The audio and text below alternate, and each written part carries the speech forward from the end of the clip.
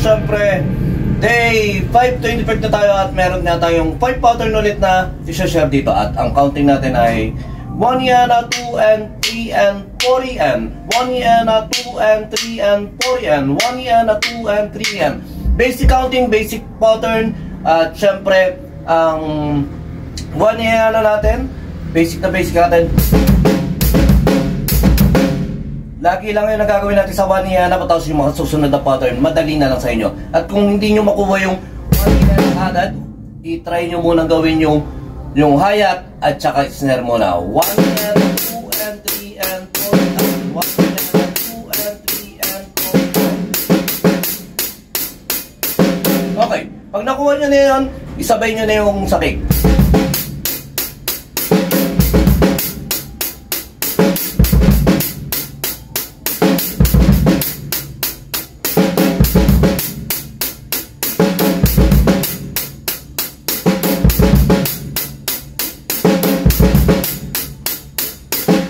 Pagalan natin ng konti. 1 and 2 and 3 and 4. Okay. Pattern 2. Isang mabilis lang to dahil basic na basic nga lang to para kahit paano maaga tayo matapos. At sa mga susunod na lesson, pwede nyo pang i-search. Okay. Pattern 2. 1 and 2 and 3 and 4 and 5.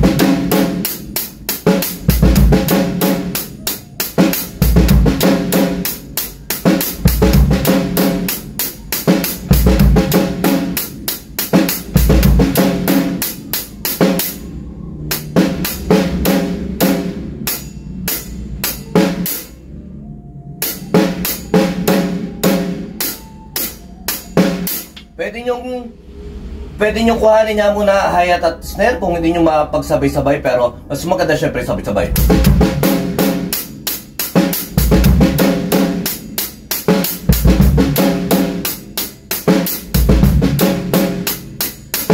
Tsaka lagi kong ino-observe nga, mas maganda nakaganito yung kamay natin para naka-ready position na siya.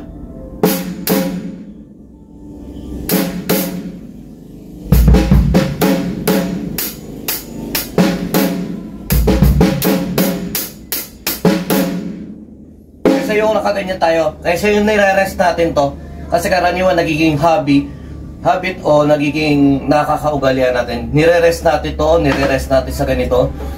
Kumbaga, kailangan disiplina natin yung left hand natin na nakaganyan na kagad siya.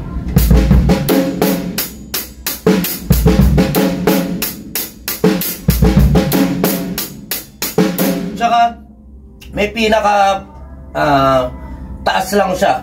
Hanggang maaari rin. Siyempre, suggestion lang.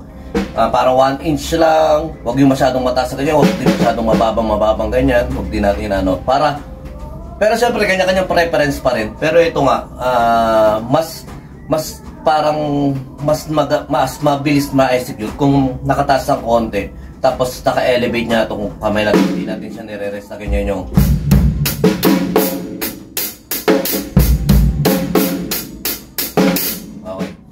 iba yung tunog, mas nakakahinga pag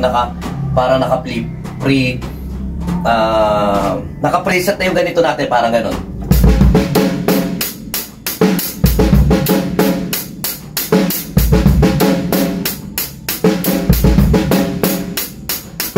Okay, pattern 3.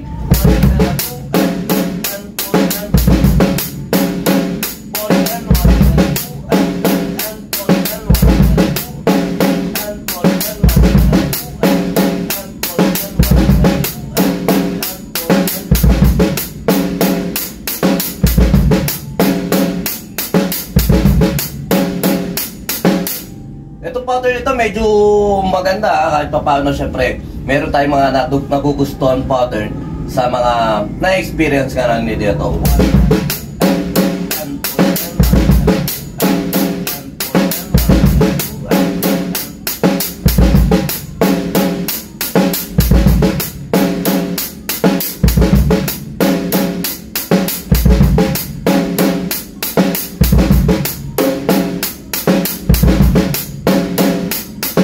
Okay, pattern 4. 1 and 2 and 3 and 4 and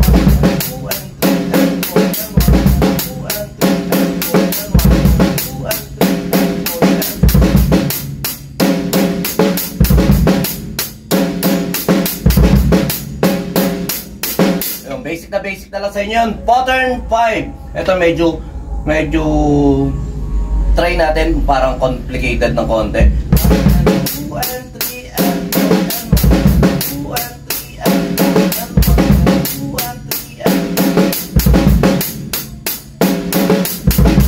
2 and 3 and 2 and 3 and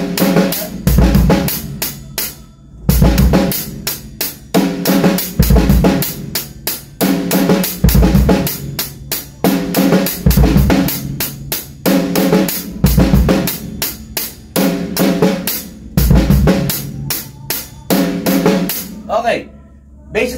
Basic lang to sa inyo. Basta try nyo lang ng try at mapapamilyar din tayo sa mga pattern o sa mga counting na ini-explore natin. Ayun lang, sumayin nyo Kapaya Papi. See you, God bless.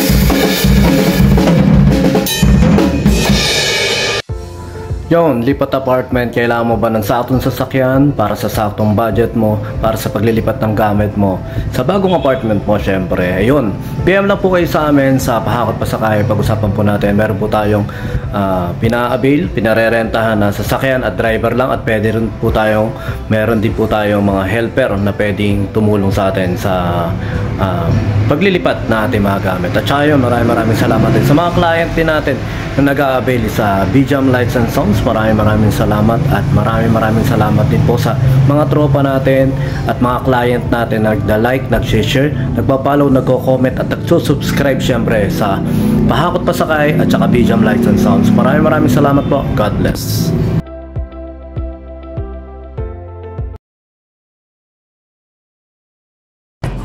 BJAM Lights and Sounds. Yon mga boss, baka may mga upcoming events kayo na parating dyan gaya ng binyag, kasal, debut, at kahit anong okasyon na kailangan nyo ng banda, acoustic band, full band, sequencer, meron po kami at kaya po namin kayong matulungan sa mga paghahanap nyo sa mga pangailangan nyo sa inyong okasyon. At ayun, maraming salamat sa mga tropa natin syempre na nag-share, nagla-like at nagsusubscribe sa atin sa ating YouTube channel. At saka maraming salamat syempre sa mga boss natin na patuloy na nag-hire sa atin. Maraming salamat po ulit.